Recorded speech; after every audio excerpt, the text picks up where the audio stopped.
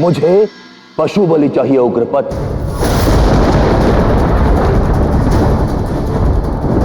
पशु बलि? हाँ, क्यों नहीं दे सकते?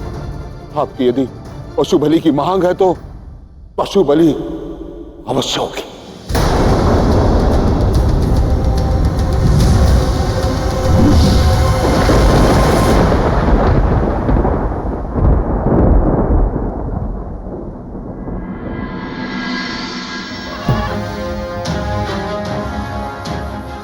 उग्रपद जी, ये आप क्या कर रहे हैं? कहां ले जा रहे हैं इसे आप? मेरे आराध्य इंद्रदेव का घोर अपमान हुआ है बृषभान जी। इसी कारण वे स्वयं कल रात्रि मेरे स्वप्न में आए। उन्होंने मुझसे पशु बलि की मांग की और मैं उनका परम भक्त होने के नाते उनके इस मांग को उनका आदेश समझकर अवश्य पूर्ण करूंगा। उनको प्रसन्न करने के लिए मैं ये पशु बलि अवश्य दूंगा बृषभान जी।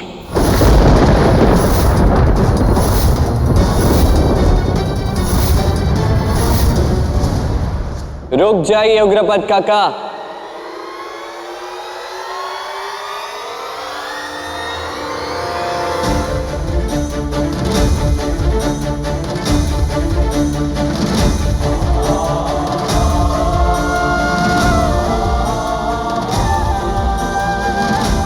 देवता रक्षा करते हैं।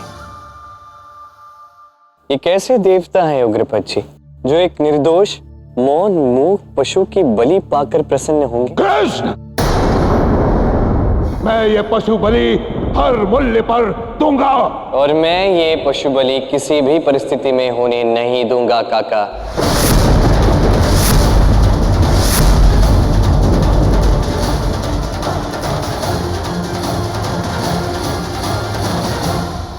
बस करो कृष्ण, बस करो, मौन हो जाओ। यदि मेरे आराध्य इंद्रदेव का प्रकोप हुआ तो संपूर्ण बरसाने का अंत हो जाएगा, सबको समाप्त हो जाएगा और यह मैं नहीं होने दूंगा। इसलिए मैं महापंडित उग्रपद आप सबसे आग्रह करता हूं कि आइए और इस अभिमानी बालक को इसका सही स्थान दिखाइए। आइए मेरे साथ होकर खड़े हो जाइए और दिखाइए इसे कि न्याय क्या है और अन्याय क्या है, धर्म क्या है, अधर्म क्या है, दिखा दीजिए इसे।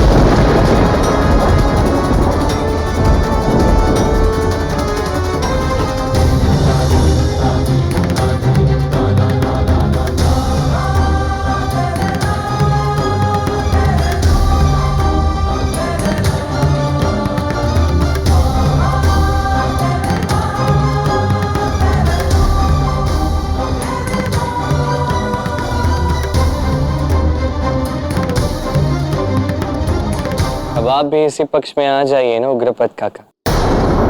त्याग दीजिए उस देवता को जो आपसे ये सब पाप करवा रहा है। अपने पूर्वजों के आराध्य को त्याग दूं तो फिर किसे बनाऊं अपना आराध्य? किसकी करूं मैं पूजा? बोलो। इस गोवर्धन पर्वत, इस गोवर्धन पर्वत, इस गोवर्धन पर्वत, इस गोवर्धन पर्वत।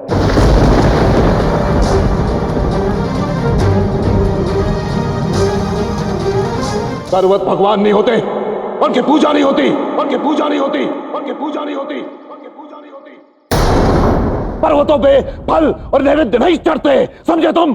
किंतु चढ़ाना तो चाहिए ना काका। पर्वत प्रसाद नहीं खाते कृष्ण। यदि मन पवित्र हो, मन में शुद्धता हो तो कुछ भी असंभव नहीं। यदि ये पर्वत प्रसाद ग्रहण कर ले तो क्या? यदि इस पर्वत ने प्रसाद खाया तो मैं पशु बलि भूल जाऊंगा, और यदि ऐसा नहीं हुआ कृष्ण तो पशु बलि देने से मुझे कोई नहीं रोक सकता।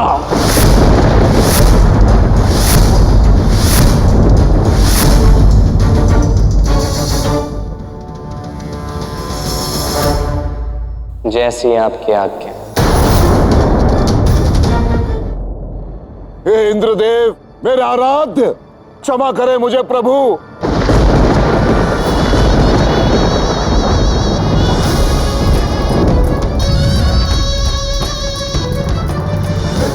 क्षमा करे प्रभु, क्षमा करे। तुम क्षमा के नहीं दंड के पात्र हो। नहीं प्रभु। कैसे भक्त हो तुम उग्रपद, एक साधारण से बालक को नहीं संभाल पाए और मेरी पूजा में विघ्न आने दिया। अब केवल तुम्हें ही नहीं, समस्त वृंदावन और बरसाना वासियों को इसका प्रकोप झेलना पड़ेगा। देखो तुम।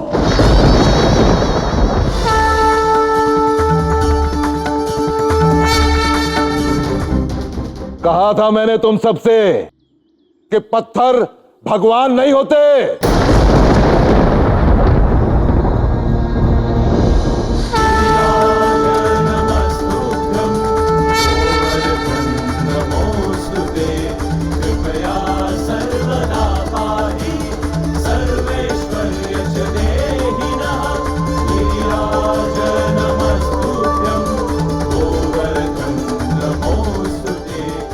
कृपा कर ये भोग ग्रहण कर, हे गोवर्धन पर्वत।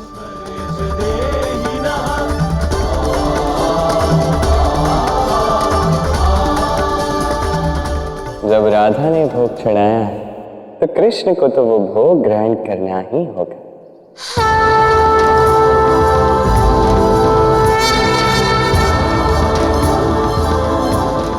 गोवर्धन पर्वत प्रसाद स्वीकार कर रहे हैं।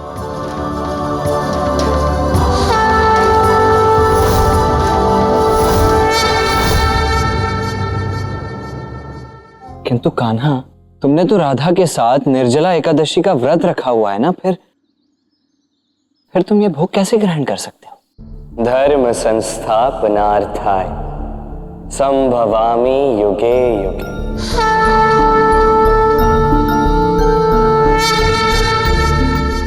अंधश्रद्धा का अंत करके श्रद्धा की स्थापना करना धर्म है, और इसीलिए मेरा ये नारायण स्वरूप ये भोग ग्रहण कर रहा है।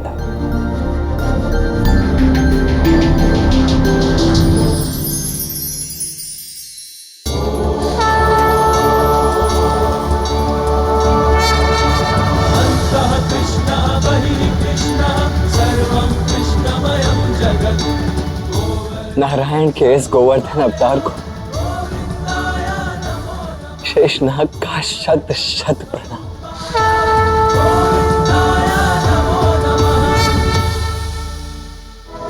उग्रपद जी, अब तो आप भी कृष्ण की बात मानते हैं ना?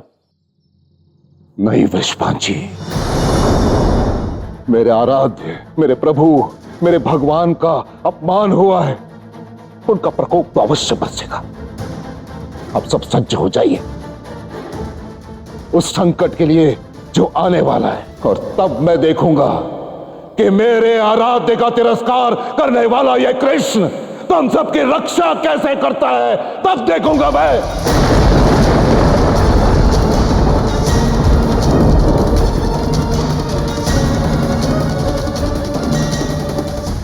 मैं नहीं काका, समय आने पर ये गोवर्धन पर्वत ही हमारी रक्षा करेगा।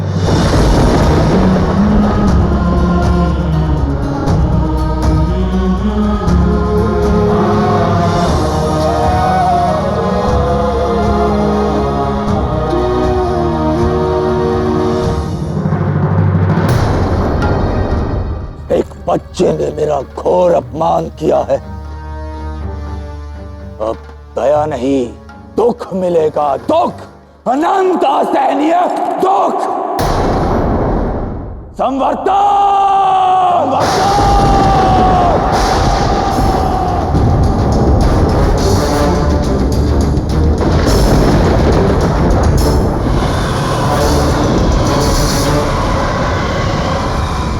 प्रणाम देवराज। संवर्तक, जाओ और जाकर मेरे अपमान का प्रतिकार लो। उन बरसाना और वृंदावन वासियों पर तब तक बरसते रहो जब तक सब कुछ बह ना जाए। तूफान लेकर आओ और इतनी बिजलियां बरसाओ कि सब कुछ भस्म हो जाए। जो आज्ञा प्रभु।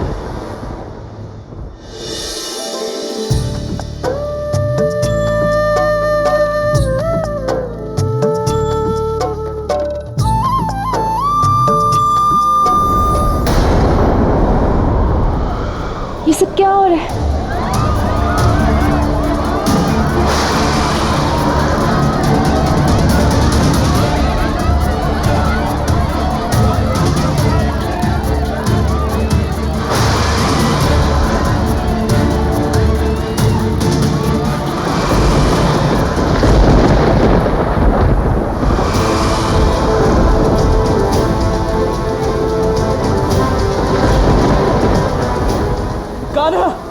संवत्सर का अंत करना होगा तुरंत।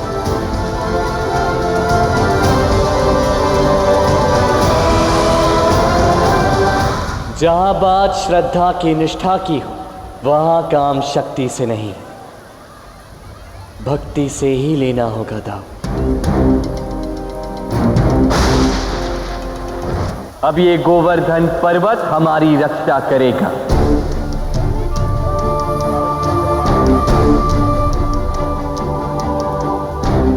किंतु हमें भय से नहीं श्रद्धा से काम लेना होगा। हमारे मन में जो चिंता है उसका त्याग कर प्रेम का समल जागृत करना होगा। हे अन्नदाता, जलदाता गोवर्धन पर्वत हमारी रक्षा कीजिए, हमें अपनी शरण लीजिए।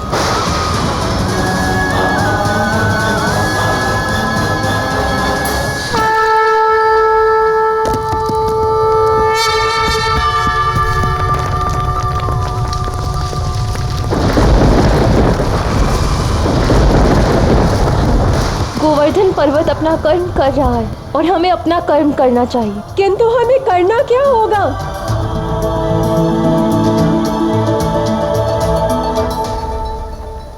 गोवर्धन पर्वत को हमें उठाना होगा।